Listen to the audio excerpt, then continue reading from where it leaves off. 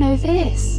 The person who hurt you the deepest remembers every single detail of what they did to you, every word, every moment, every expression on your face when you were bruised.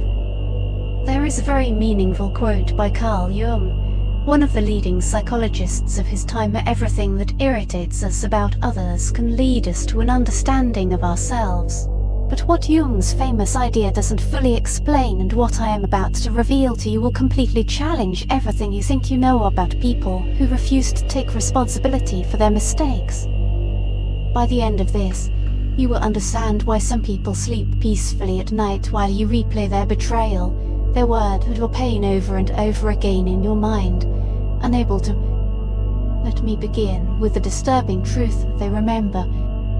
The person who shattered your trust, made you question your reality, and left you feeling mentally and emotionally unstable remembers everything. Every word they said, every promise they broke, every moment they watched you fall apart under the weight of their betrayal. According to Jung's groundbreaking theory of the shadow self, we all carry parts of ourselves that we refuse to acknowledge. Through years of clinical work, Jung discovered that the more we suppress these uncomfortable truths, the more they gain over. But here is the truly disturbing part: those who hurt you are not experiencing memory loss. They are engaged in something far more complex, what Jung described as projection of the shadow, unconsciously placing their denied inner darkness onto others. And there is something even more unsettling in this pattern. If you have ever wondered why some people can destroy your peace and then continue their lives as if nothing happened, what I am about to tell you will change how you see human nature. Jung once said that the meeting of two personalities is like the contact of two chemical substances. If there is any reaction, both are transformed. But what happens when one person refuses to transform, when they choose comfort over growth, denial over awareness? They don't simply forget, they actively choose not to remember, because remembering would require something most people are not psychologically prepared for: accountability.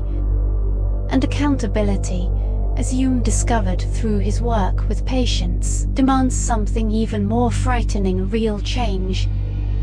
Many people build their entire identity around avoiding this confrontation. They develop psychological defenses to protect their ego. Jung called this the persona, the mask we wear to hide our true selves, not just from others, from ourselves.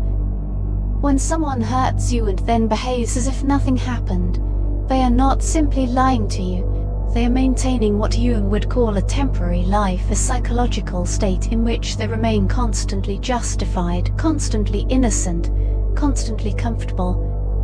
Because facing what they have done would threaten their entire identity structure.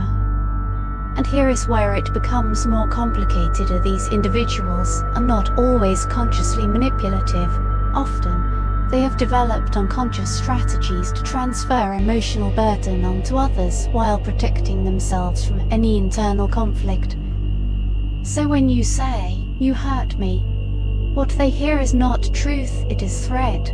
And instead of responding with responsibility, they respond with deflection, denial, or silence, in particular, is not absence, it is power. Because silence forces the other person you to carry the entire emotional weight. You replay conversations, analyze gestures, search for meaning in what was never said, and wait for closure that never arrived.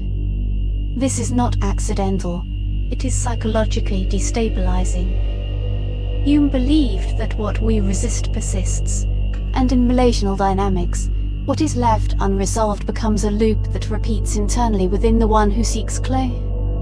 But here is the insight: not everyone has the same capacity for emotional accountability or psychological integration. Some people reach their emotional limits long before they reach maturity.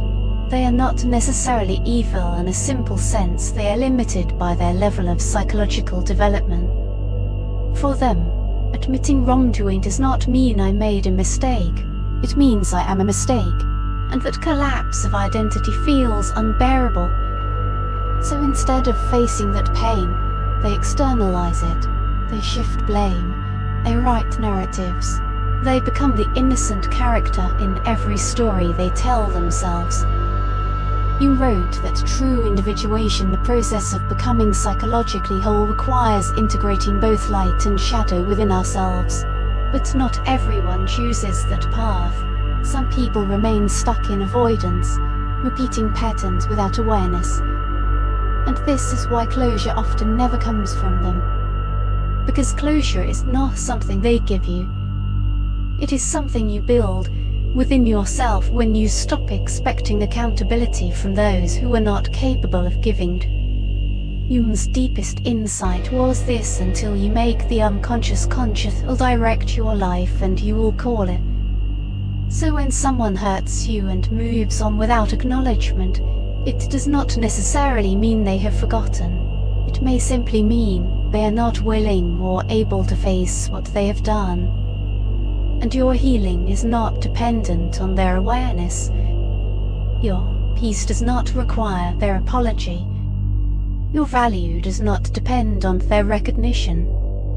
What they could not give you was never a reflection of your worth, it was a reflection of their limitations. And once you understand that, something fundamental shifts. You stop waiting for people to become who they're not capable of becoming, and you start directing your energy toward those who are capable of meeting you with awareness, responsibility, and emotional maturity. That is where real freedom begins.